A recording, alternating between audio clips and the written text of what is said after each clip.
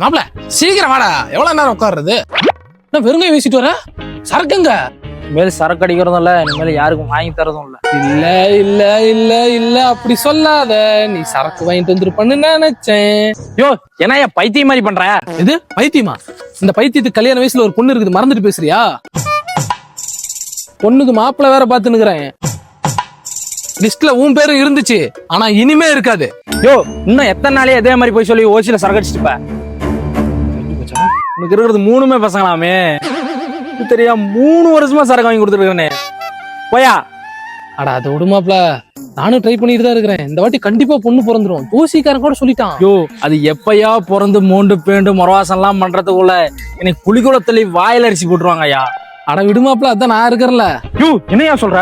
அட அது இல்ல மாப்ள, என் தம்பி பொண்ணு ஒன்று இருக்கு, அதை பேசி முடிச்சிடலாம் விடு. அதான் இருந்தாலும் வயசுல பெரியங்க, உங்களை பேசிட கூடாது. சரி மாமா. பரவாயில்ல மாப்ள. ஆமாம்மா, பொண்ணு என்ன படிச்சுக்கிறாங்க?